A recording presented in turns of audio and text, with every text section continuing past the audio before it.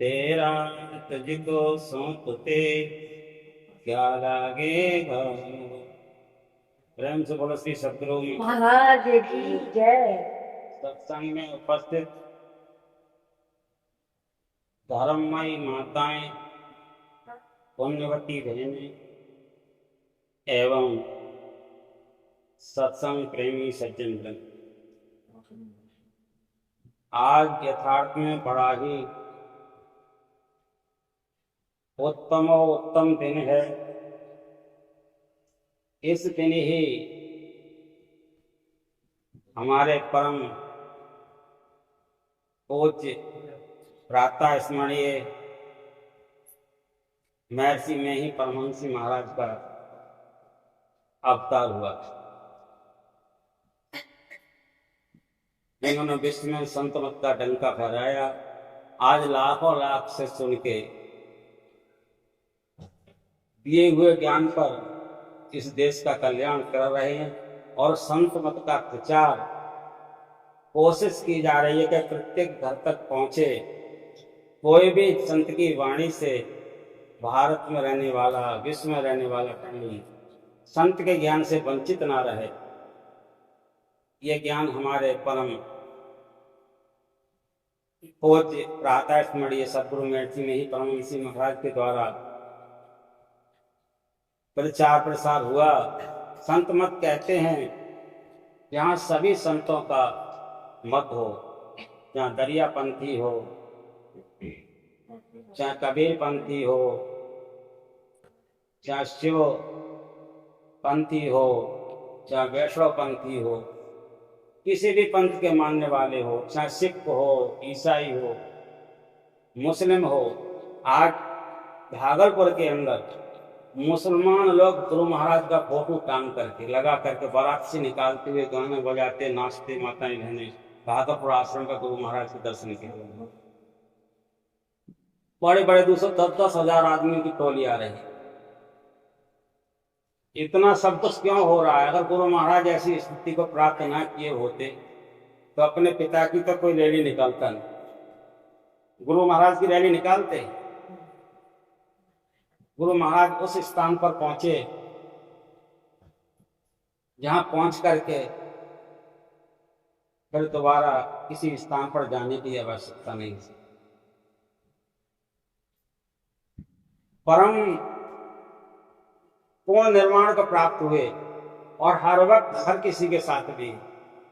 एक बार मेरे पर आपत्ति का समय आया तो मैंने देखा, जब मैं घर में जाकर के कमरे में बैठा, कुछ मेरा मन उदास हुआ तो पूरा कमरा प्रकाश पूर्ण हो गया और कुर्सी पर महाराज विराजमान होकर के कहती हैं, जब तक मैं जिंदा हूं तू क्यों चिंता करता है।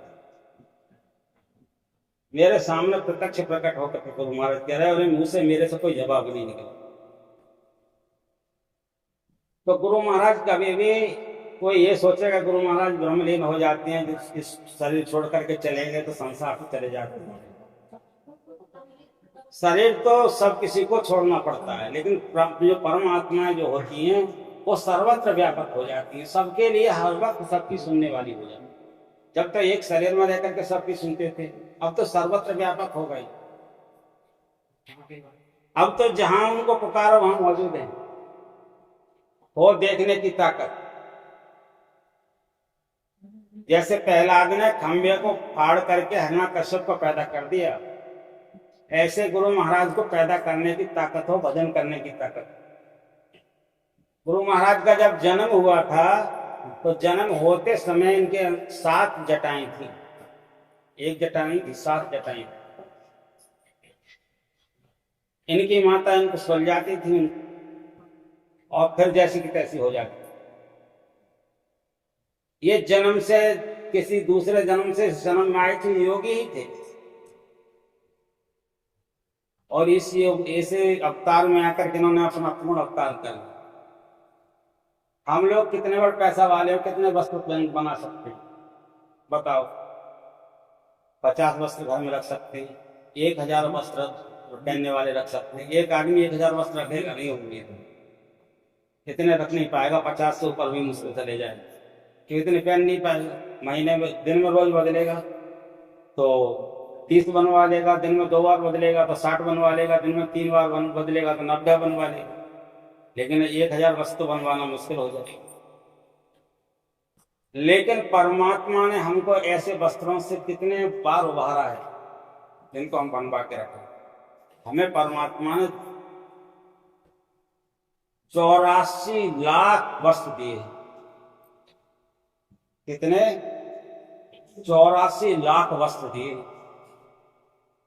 और उन वस्त्रों को हम पहन चुके हैं। अब गुरु महाराज के हम शरण में आ गए हैं, अब तो कहें इन वस्त्रों के पहनने से कोई भला होने वाला नहीं है। वस्त्र में दाग लगता है तो आदमी को दुख होता कि नहीं होता है? नया वस्त्र पहन के जाए, कहीं दाग लग जाए वह दुख होगा, कहीं से कट जाए, कहीं से खोता लग जाए, फट जाए, कहीं से दुख होगा कि नहीं होगा? इसी प्रकार से जो वस्त्र शरीर का धारण करोगे, प्रत्येक शरीर में जाकर के आपको दुखी ही हो। ऐसा कोई शरीर नहीं जिस शरीर में तुमको दुख ना मिले। लेकिन गुरु महाराज दुखों से मुक्त करने के लिए संसार में अवतार लिए। गुरु महाराज का ये पूर्ण परिश्रम था। जब 55 में इन्होंने 8 मेडल पास की थी, चौथे साल में इनकी माँ खत्म हो गई थी। इनकी माँ थी, इनकी बहन थी यशोदा। इनके पिता ने उन्हें मिलकर के पाला था। 9 एकड़ इन पर जमीन थी, यानी 55 बीघा। सबका परित्याग कर दिया। कक्षा 8 तक पढ़े। 8वीं में इनको इंग्लिश में कथा लिखने के लिए आई। वो कथा लिख रहे थे, उसका लिख रहे थे हिंदी में। बाद में उन्होंने उस चौपाई के पीछे लिख दिया, दे धरे का ये फल भाई, भजिए राम सब काम बिहाई। ये लिख करके किताब वहीं पेपर दे करके चले आए, और विद्यालय भी छोड़ दिया और घर भी छोड़ दिया। 8वें दिन इधर उधर भटके, करिया साहब की शरण में पहुंचे। वहां जाकर के ज्ञान लिया। उन्होंने ज्ञान दिया केवल जप का, जप करो, जप करो और भजन करो, कीर्तन करो। लेकिन इन्हें उस पर विश्वास नहीं हुआ कि मैं जप करूंगा तो जप करने से मुझे ईश्वर मिलेंगे या नहीं मिलेंगे, कैसे ज्ञान प्राप्त हो। तो अन्य संतों की शरण में भी गए। एक कुटी बना करके भजन करने लगे। गुरु महाराज की सेवा रात के 12 बजे तक करने लगे, और 12 बजे से इन्हें 3 बजे तक सोने का टाइम मिलता था। 3 बजे गुरु महाराज उठ जाते थे, फिर वो टहलते थे, फिर उनकी सेवा के लिए, इनके लिए उनको पानी गर्म करना, वस्त्र धोना, फिर उसमें लग जाते थे, आश्रम की सफाई करना। बड़े अच्छे गुरु भक्त थे, लेकिन संतुष्टि कौन नहीं। फिर ये डाक घर पर आते थे, उनकी डाक में पुस्तक आती थी उनके लेने के लिए, डाक जो आती रहती थी। डाक पर के रामलाल जी नाम के आते थे। उन्होंने इनको से बातचीत हुई, और बात होने के बाद में उनको समझाया कि आप संत मत का भी ज्ञान सुन लो। संत मत के ज्ञान सुनते सुनते इन दोनों में विरोधाभास हो गया। इनका कहना था गुरु महाराज का कि सब लोग गुरु महाराज के रूप को ही देते हैं, ये रूप कल पैदा हो गया, भगवान कहां से हो गया, इस चीज को नहीं मानते थे। लेकिन उन्होंने कहा ऐसी बात नहीं है, आप इस चीज को समझो पहले। फिर उन्होंने अपने मित्र को बुला करके उनसे उनकी बात कराई। फिर उन्होंने भागलपुर भेजा। भागलपुर वालों ने राजेंद्र प्रसाद वकील थे उनके पास, उन्होंने इनके लिए गुरु ज्ञान दिया। 3 महीने लगातार उनको रात के 12 बजे के बाद में 3 बजे तक उनका सत्संग सुनते थे। रात को जाकर के संत मत में तब प्रवेश किया। 3 महीने तक पहले सत्संग सुना, तब संत मत में प्रवेश किया। तब जाकर के राजेंद्र प्रसाद सिंह से ज्ञान लिया। उनके पैर छुए, बोले आप सन्यासी है, योगी है, आप मेरे पैर मत छुओ, मैं ग्रस्त में है। बोले नहीं, जो गुरु होते हैं, गुरु सर्वत्र पूजनीय होते, मुझे गुरु को नमन करने में कोई समस्या नहीं है। बोले आपका मैं ज्ञान दे रहा हूं, लेकिन आपके गुरु होंगे देवी साहब बाबा मुरादाबाद वाले। उन्होंने उनके पास पत्र भेजा। उन्होंने कहा ठीक है, मैं विजयदशमी पर भागलपुर आऊंगा, तब इनको बुला लेना, तब इनको हम ज्ञान दे देंगे। नाम क्या है इनका? बोले मैं ही। इनके चाचा ने इनका नाम में ही नाम रखा था, लेकिन पंडित के द्वारा जो नाम रखा गया था वो नाम था इनका रामानुग्रह दास जी, रामानुग्रह दास जी, ऐसा इनका नाम। उस नाम के बाद में इनके चाचा ने, भरत सिंह ने, इनका नाम रख दिया था मैं। और फिर इन्होंने गुरु महाराज से ज्ञान लेकर के भजन करना शुरू। दरहरा गांव में एक गांव था, जिला पूर्णिया जिला में दरहरा गांव था, जहां पर इन्होंने भजन अपना आश्रम बनाया था, भजन करना शुरू किया। आज बड़ा विशाल आश्रम है। तो वहां इनके पास कोई नहीं आता था, पता नहीं कहाँ से ये क्या सीख करके किनको गुरु बनाया आता है, क्या कर रहा है, कोई इनके पास नहीं। एक आदमी इनकी सत्संग को सुनने के लिए आता, बस उसी को सत्संग सुनाते थे। उसको लोग हजारों ताने मारते थे, अरे तू किसके पास जाता, अपने बाप का सगा नहीं हुआ, इस बाप ने मां नहीं होने पर भी पाला, ये हुआ वो हुआ, सब तरह के लोग ताना इनके लिए देते थे। लेकिन ये किसी की बुराई नहीं मानते, अपने गुरु नाम में मस्त रहते थे। एक दिन धीरे धीरे धीरे धीरे इनका अखंड ज्ञान बढ़ता गया। ध्यान करते गए, ज्ञान बढ़ता गया, ध्यान करते गए, ज्ञान बढ़ता गया। इनका मन आया कि यहाँ से कहीं दूसरी जगह आश्रम बनाने चाहिए। तो भागलपुर में इन्होंने आश्रम बना लिया। एक पोथी गुफा, उसमें ध्यान करने के लिए बैठे। कुप्पा घाट जिसको बोलते हैं, गुफा का नाम था कुप्पा घाट। वहां विशेष ध्यान करके गुरु महाराज की प्रति जब सत्संग करने के लिए बैठते थे तो लाखों लाख लोग इनकी बात को सुनने के लिए इकट्ठे होते थे। और जो जैसी कामना लेकर के आते थे, जो जिसके जो मन में श्रद्धा होती थी, उसे पूछने की गुरु महाराज से जरूरत नहीं पड़ती थी। वही कामना, वही जवाब बैठ करके वहीं से मिल जाता था। और कोई भी ऐसा व्यक्ति नहीं था जो गुरु महाराज के शरण में बैठे हुए का मनोरथ पूर्ण ना हुआ। इसलिए लाखों लाख इनसे जुड़ते हुए चले गए। कभी इन्होंने किसी के लिए कोई तांत्रिक विद्या नहीं सिखाई, केवल बताया भजन वेद, वो भी दृष्टि योग और शब्द योग। नाम जप के बाद में दृष्टि योग और शब्द योग, ये तीन क्रियाएं करनी है। चौथा काम था सत्संग करना, क्योंकि सत्संग एक ऐसी चीज है, इसके प्रभाव से कलयुग नाश हो जाता। कलयुग सबसे पहले कहां का नाश होता है? इस बुद्धि का। सत्संग करने वाला कोई भी संसार में गलत काम नहीं कर सकता। अब गलत काम नहीं करेगा तो दुख नहीं मिलेगा। अब दुख नहीं मिलेगा तो कलेश नहीं होगा, कलेश नहीं होगा तो कलयुग नहीं होगा पास। तो सबसे पहली बात है, सत्संग करने वाले का कलयुग का नाश हो जाएगा। लेकिन सत्संग करने का भाव होना चाहिए। सत्संग में कुछ चाहत नहीं लेकर के जाना चाहिए, केवल गुरु महाराज की शरण लेकर के जाना चाहिए कि हे गुरुदेव, सब कुछ समर्पण कर गुरु की सेव करनी चाहिए। सत्संग और ध्यान रहिए, करत संलग्न हो, व्यभिचार चोरी नशा हिंसा झूठ तजना चाहिए। इस प्रकार से सत्संग करना चाहिए। सब कुछ अपने अंदर का भाव कुभाव अनकाल सु जो कुछ है सब भगवान के नाम पर छोड़ो, तुम्हारा कल्याण शुरू हो जाए। नाम जपत मंगल दसों दिशाओं में मंगल शुरू हो जाए।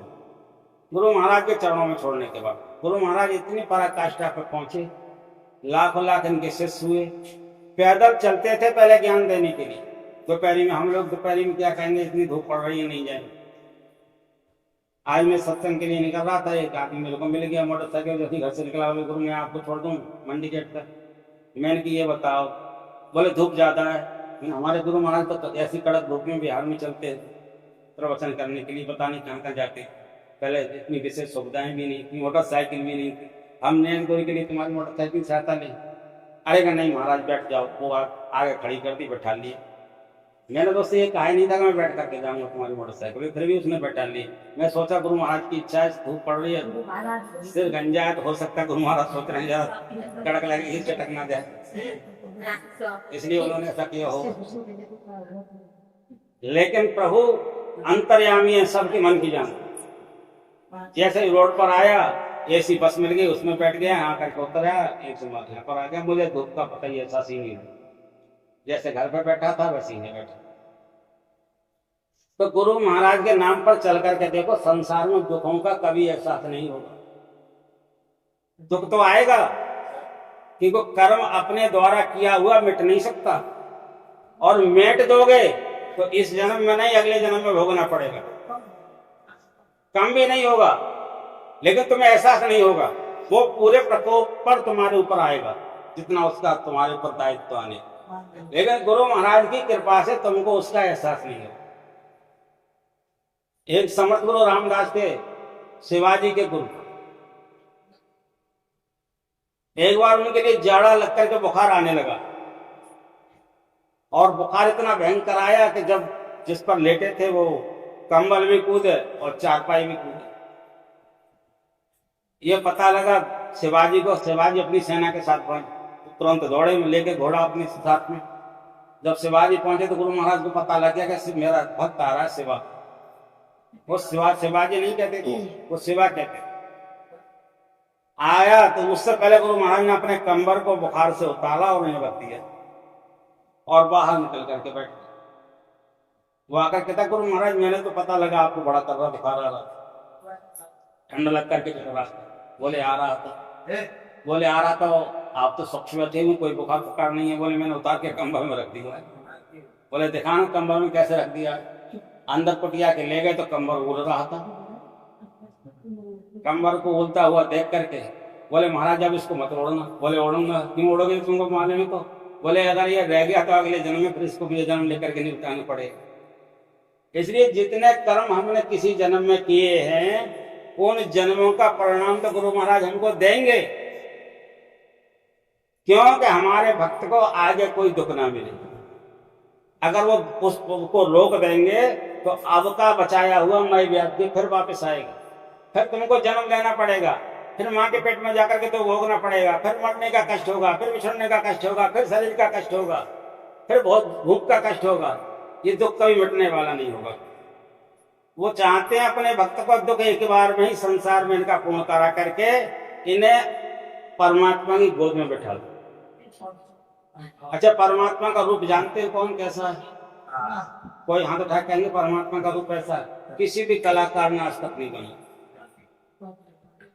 परमात्मा का रूप किसी भी कलाकार ने आज तक नहीं बनाया। ये तो सब परमात्मा की, पहले हम सोचते थे कि भगवान विष्णु भगवान है, वही परमात्मा है। फिर कुछ दिन बाद पता लगा कि भगवान शिव भी परमात्मा है, वो भी ईश्वर है। फिर कुछ दिन पता लगा दुर्गा मैया भी परमात्मा है, वो भी ईश्वर है। कुछ दिन बाद पता लगा हनुमान जी परमात्मा है, वो भी ईश्वर है।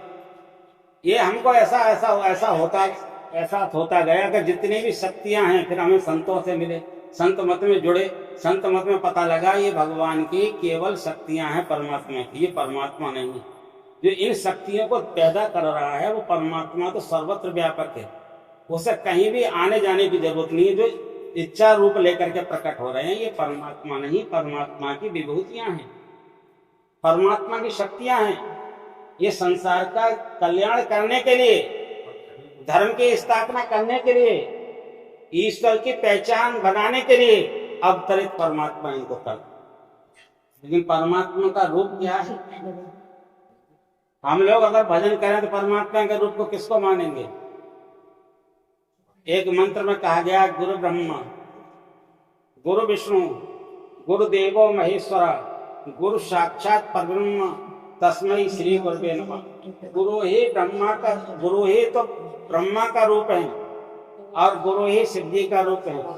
गुरु ही साक्षात परमेश्वर है और गुरु ही साक्षात परमात्मा है। गुरु के रूप के चिंतन करने से आप किसी भी शास्त्र में किसी भी देवी देवता जो सिद्ध हो उनसे पूछ लेना, कोई आदमी ये नहीं कहेगा कि गुरु की पूजा मत कर। कोई आदमी ये नहीं कहेगा कि गुरु से भी बड़ी कोई और शक्ति है। कोई आदमी ये नहीं कहेगा कि परमात्मा गुरु रूप में नहीं मिलेंगे।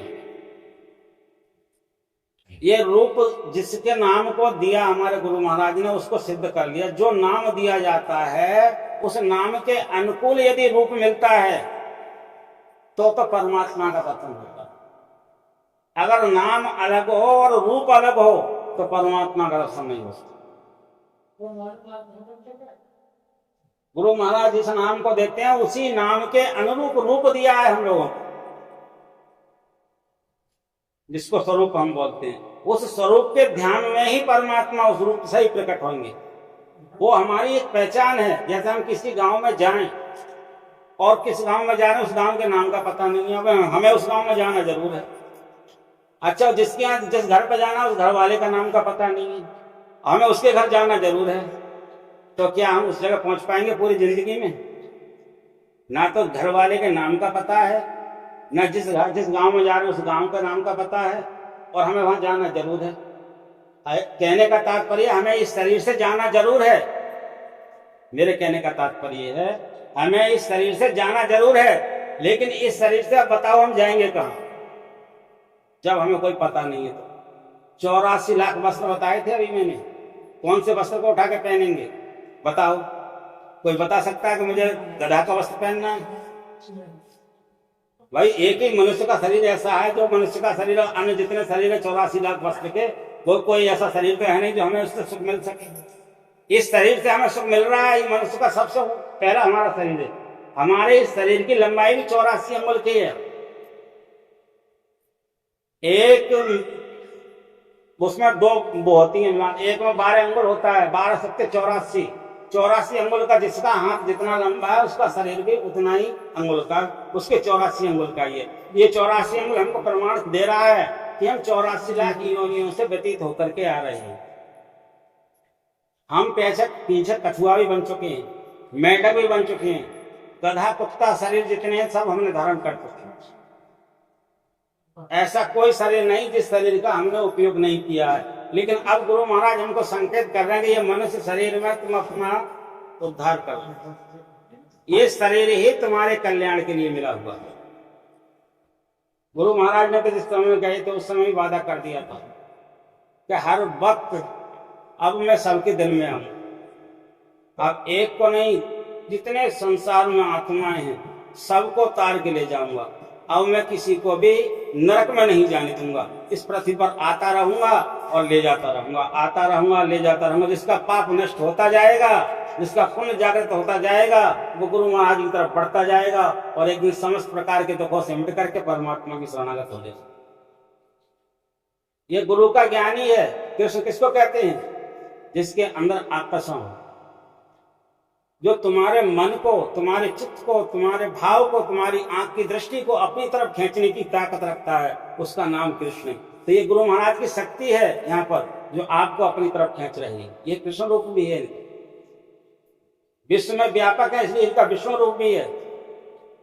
ये पापों को मारने वाले इसलिए इनका शिव रूप भी है। ये कल्याण करने वाले इनका शिव रूप भी है।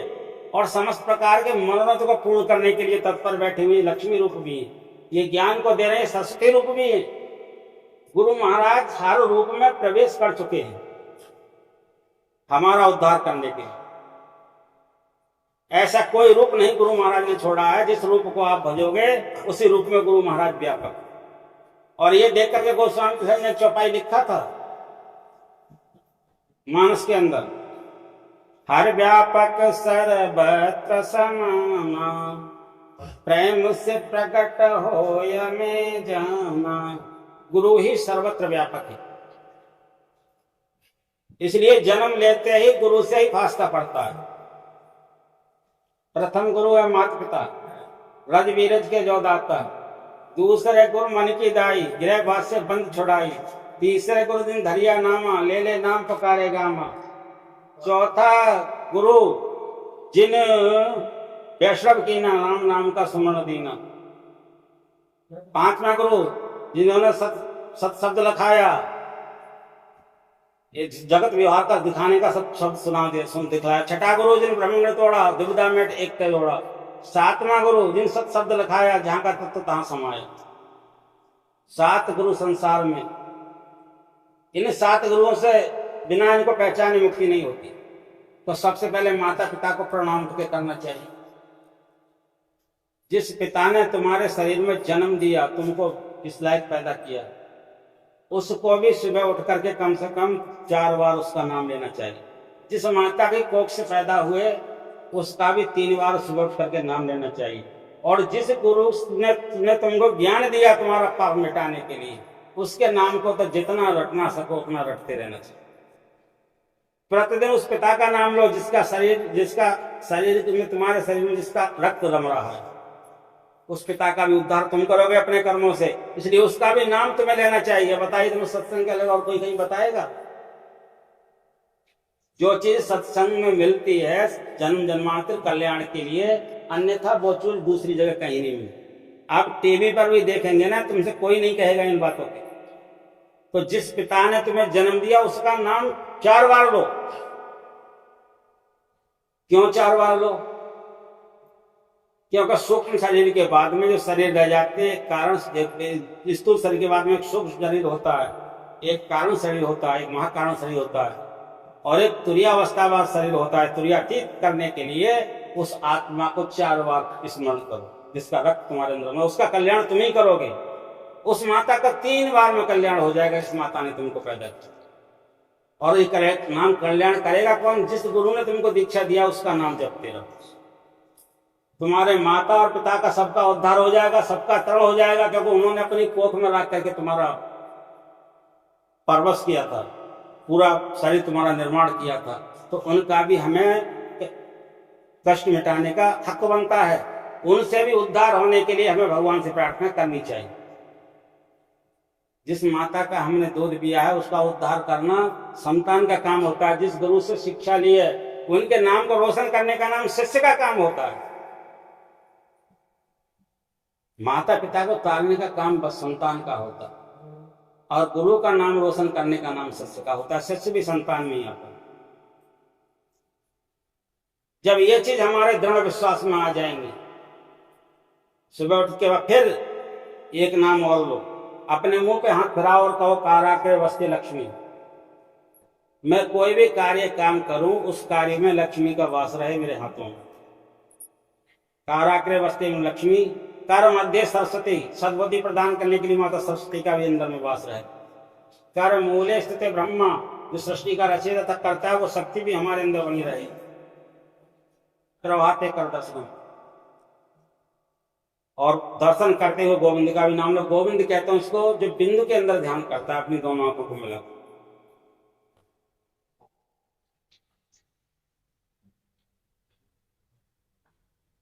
गुरु महाराज जब शिक्षा देते हैं उसी दिन कह देते हैं, जिस दिन दीक्षा देते हैं, नाम मंत्र देते हैं, कि अब मुझे जब तक चैन नहीं पड़ेगा जब तक तुम्हें उस परमात्मा की गोद में नहीं बैठा लूं। और वो बैठा देते। लेकिन हम लोगों में कमी है, हम गुरु महाराज के नियम के अनुसार नहीं चलते। गुरु महाराज कहते हैं दिन में 3 बार संध्या करो। सुबह की संध्या थोड़ी समय ज्यादा की है, दोपहर की छोटी सी संध्या है, पुस्तक लिखी हुई है छोटी छोटी पुस्तकों में। हो सके तो 5 मिनट नाम ले लो। इतना भी नाम लेने की गुंजाइश नहीं है तो भगवान के गुरु महाराज के खड़े होकर के कहोगे, गुरुदेव तुम्हें मैं प्रणाम करता हूँ, तुम ही मेरे माता हो, तुम ही मेरे पिता हो, तुम ही मेरे गुरु हो, सर्वस्व तुम ही हो। हे गुरु मुझ पर कृपा कर, आप सर्वस्व हैं, आप सब जानने वाले हैं। क्योंकि तुमने गुरु को देखा है, परमात्मा के रूप को मैंने कहा कोई नहीं देख सकता, नहीं किसी ने आज तक बनाया। वो परमात्मा गुरु रूप में ही तुम्हारे सामने प्रकट हो। इसलिए गुरु के शरण में ही वंदना करो, और खाना खाने के जब उठो तो जरूर वंदना करो। चाहे दिन में 1 बार खाना खाओ, चाहे 2 बार खाना खाओ। आपने देखा है हम तो पक्षी की भी औकात के नहीं, इतने घमंडी और अहंकारी हैं। आप कोई पक्षी देखते हो, आप कोई दाना चुनता है तो जब कभी दाना उठाएगा तो पहले सिर को नीचे झुकाएगा। हम भरपेट खा लेंगे तो 1 बार भी नहीं झुकाएंगे,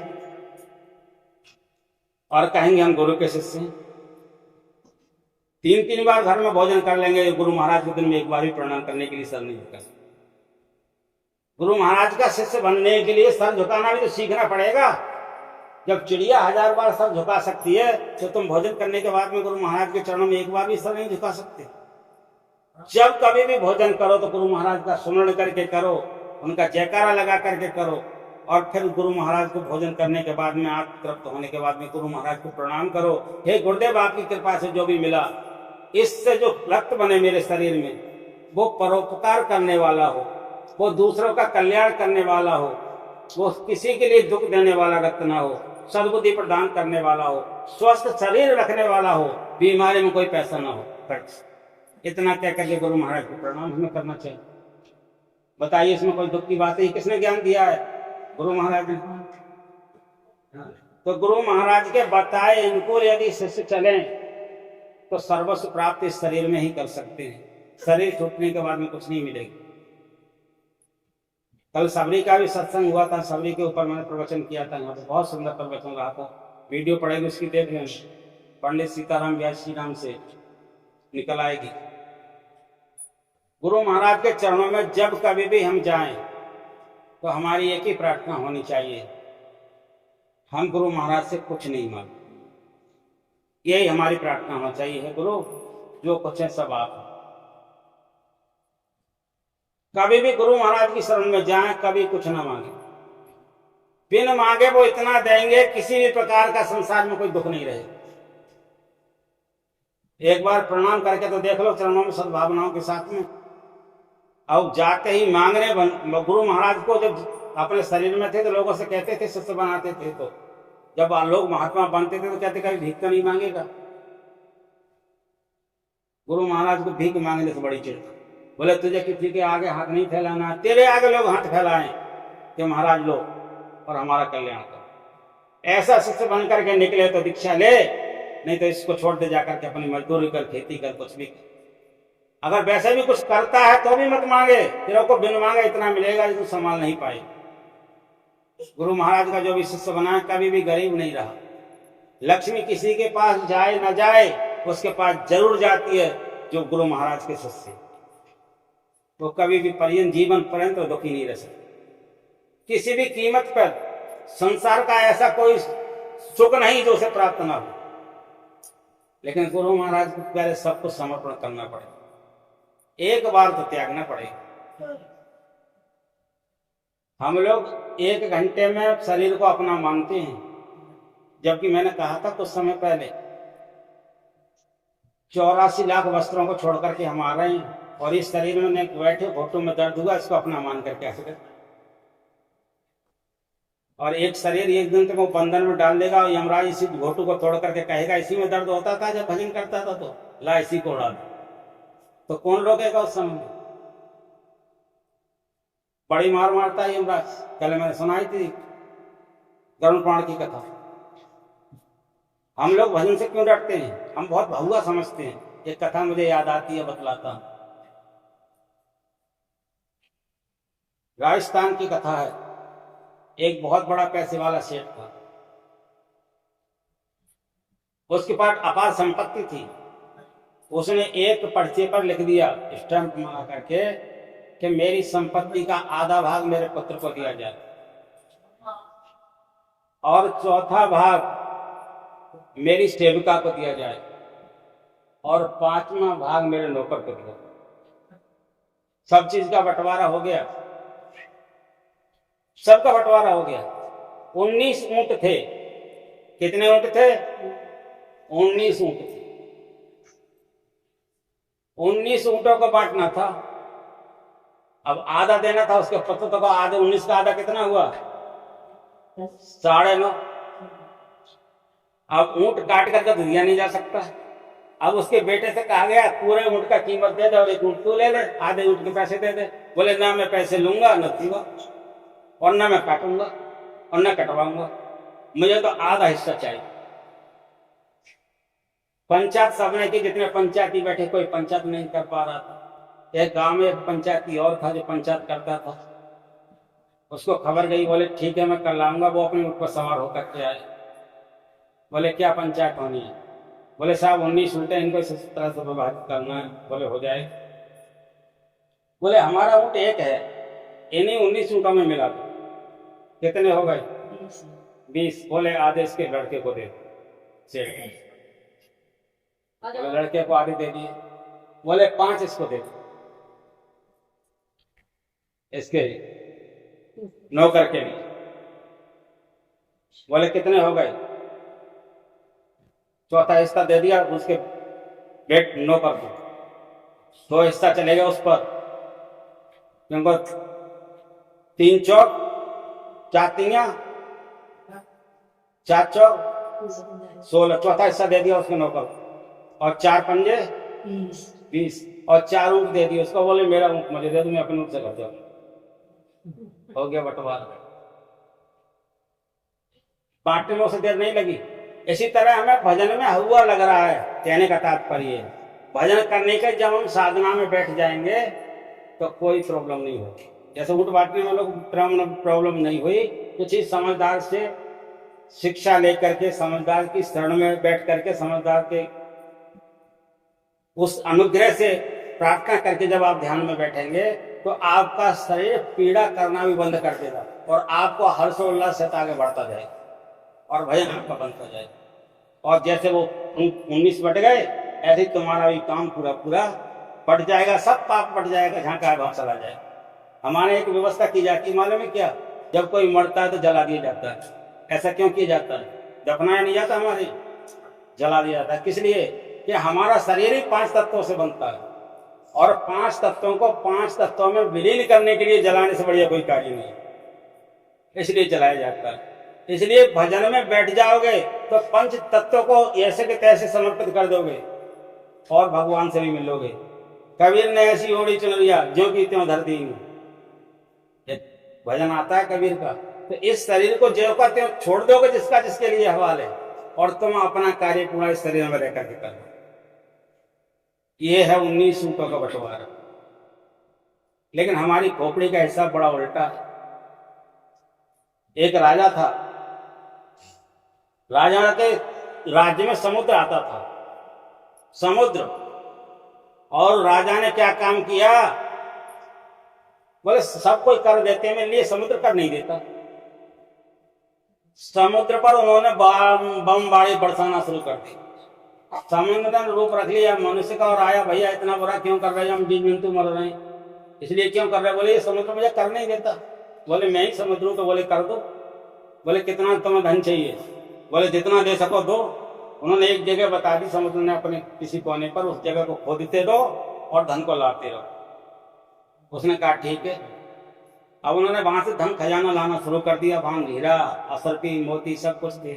अब वो लाते रहे तो जितना मन, कितने बैल मर गए, कितने लाने वाले मर गए, उसके घर में कोई जगह नहीं, राज्य पूरा भर गया। अब उसने कहा जी धन कैसे लाया जाए, क्या किया जाए? फिर उन्होंने बमबारी शुरू की।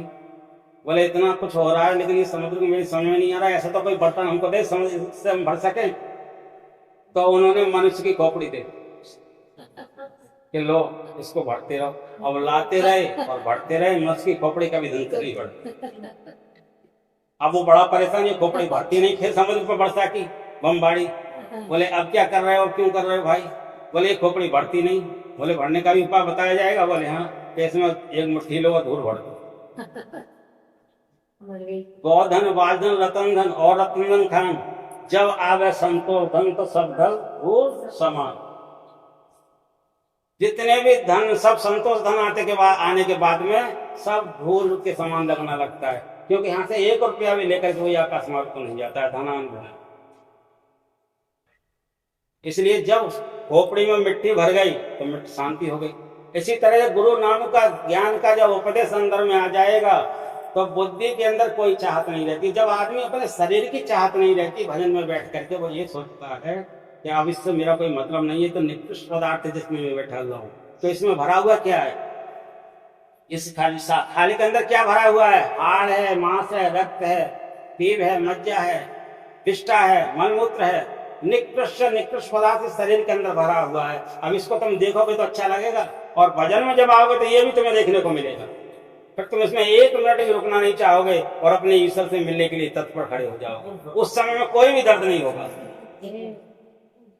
कोई भी दर्द नहीं होगा शरीर के अंदर, जब इस तरह से भजन करने बैठ जाओगे। जब शरीर से ममता नहीं रहेगी तो यही मनुष्य की खोपड़ी में मिट्टी डालने के तुल्य। जब आवे संतोष धन, संतोष हो जाएगा। बोले मुझे कहाँ लेकर के जाना है? इस शरीर को ही मुझे, अपने गंदे शरीर को छोड़ करके जाना है, तो क्या लेकर के मुझको जाना है? संतुष्टि मिल जाएगी। ये किसकी कृपा होगी? संत सद्गुरु की। इनके चरणों में जो यथार्थ भाव से जुड़ता है उसे यथार्थ ज्ञान मिलता है। उस यथार्थ के ज्ञान से उसे जहां जाना चाहिए वहां पहुंच जाता है। जब मंजिल का ही पता नहीं है, घर का ही पता नहीं है, गांव का ही पता नहीं है, नाम का ही पता नहीं है, वो आदमी नहीं पहुंचता। और जब तुम्हें ये पता मिल जाएगा कि मुझे अब जाना कहाँ है, तो तुम वहां आराम से जा सकते, कोई भी प्रॉब्लम नहीं। शरीर को न छोड़ने में, न मरने में, न जीने में। मरने में लोगों को तो कैसा होता है, जिसे अपने घर से जाने का मार्ग ही पता नहीं है, वो बिलखता है, यहाँ सोचता है ये रह जाएगा, वो रह जाएगा, ये मेरा, वो मेरा। जब उसे मार्ग का पता लग जाता है तो इस शरीर में मरने जिनने को वो खिलौना समझता है। संत महापुरुष मरने के लिए खिलौना समझते हैं। ये ज्ञान संत सद्गुरु के चरणों में हम लोगों को मिला। ऐसे ज्ञान के दाता तुम्हें संसार में न मालूम किस किस तरह के ज्ञान देने वाले संत मिलेंगे, लेकिन यथार्थ ज्ञान देने वाले सदगुरु महर्षि में ही परमहंस महाराज का जो ज्ञान है संत मत का, ये अमूल ज्ञान है, ये वेद का ज्ञान है, ये शास्त्र का ज्ञान है, ये पुराणों का ज्ञान है, उपनिषदों का ज्ञान है। इन संतों ने ऐसा ध्यान किया, उनका ज्ञान है। मरी हो तो मर जाइए छूट पड़े जंजार, कबीर साहब ने कहा है, मरी हो तो मर जाइए छूट पड़े जंजार, ऐसे मरने को मरो दिन में 100 बार, जा मरने से जग डरे मेरे मन आनंद, और कब मरी हो कब पाई हो कुएं परमानंद। वो आनंद तुमको मिलने लगेगा जिस आनंद के लिए तुम तरस रहे हो, वो सुख तुमको मिलने लगेगा। संसार में जितने भी हम कर्म करते हैं किसके लिए करते हैं? सुखी होने के लिए। लेकिन कोई भी हाथ उठा करके ये कह सकता है कि हम सुखी हो गए? जीवन भर कर्म करते रहे, जीवन भर धन कमाते रहे, जीवन भर धन इकट्ठा करते रहे, जीवन भर पेट भरते रहे, जीवन भर मकान बनाते रहे, लेकिन फिर भी हाथ उठाने की ताकत नहीं हो सकती कि हम सुखी हो। अच्छा तुमको तो छोड़ो, हमारे यहाँ कितने देवता माने जाते हैं? 33 को। कोई भी देवता आपको सुखी नजर आती है? वरुण भगवान को जलद का रोग है, जलोदर रोग है। कुबेर को और गणेश को पेट का रोग है, उनके पेट जे बड़े हैं, बड़े बेचारे परेशान। इंद्र को खुजली का रोग है। चंद्रमा है 27 पत्नियां, जलोदर रोग है। ऐसा कोई देवता नहीं जो रोग से पीड़ित नहीं।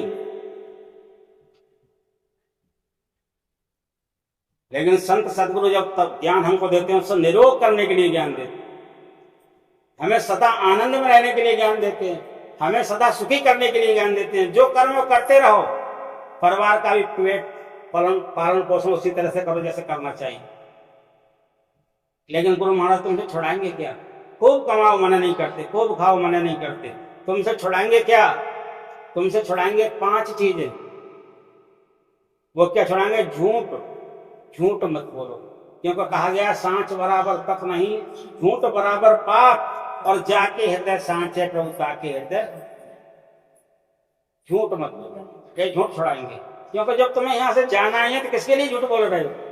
ये शरीर तुम्हारा जलने वाला है तो किसके लिए झूठ बोल रहे हो? सबसे संबंध छूट ही जाएगा एक दिन, तो किसके लिए झूठ बोल रहे हो? इसलिए सबसे पहले झूठ का त्याग कर। झूठ, चोरी किसी के सोने का भी वस्त्र पड़ा हो, बर्तन पड़ा हो, कितना ही महंगी कीमत, कितने ही नोटों की गड्डी पड़ी हो, उसे मिट्टी की समझ के छोड़ दो। किसी के धन की तरफ अपनी निगाह चोरी की तरफ मत बढ़ाओ। झूठ, चोरी, नशा, चोरी बातों की भी होती है। आदमी दूसरे से ईर्ष्या करता है और बातों के हिसाब से प्यार भी दिखाता है और कहता है मैं बहुत अच्छा हूं। चोरी कर रहा है लेकिन बहुत सच्चा बन रहा है। गुरु महाराज सबकी अंदर की पढ़ने वाले होते हैं। इसलिए झूठ, चोरी, नशा किसी भी प्रकार का नहीं होना चाहिए। न बीड़ी, तम्बाकू, गुटखा, शराब, और भी अहंकार के नशा है। क्या नशा है? मद तो भौतक बात का जाय न जाने कोई, तन मद, मन मद, जात मद, विद्या मद, गुण मद, राज मद, गुण मद, इतने मद को रद्द करे तब पावे अनहत। किसी को तन का मद है, किसी को पद का मद है, किसी को जाति का मद है, किसी को ज्ञान का मद है, किसी को पैसे का मद है, किसी को अपनी सभा का मत न मन। कौन कौन सा मद लेकर के बैठा हुआ है? ऐसे मद वाले को भगवान नहीं। कल सबरी से भगवान राम ने कहा था, कल के प्रवचन में मैंने बतलाया था, तन मत, मन मत, जात मत, विद्या मत, गुण मत, इतने मत को रद्द करे तब पावे अनंत। उन्होंने कहा था जात पांच कुल धर्म बढ़ाई, धर्म वाले परिजन गुण चतुराई।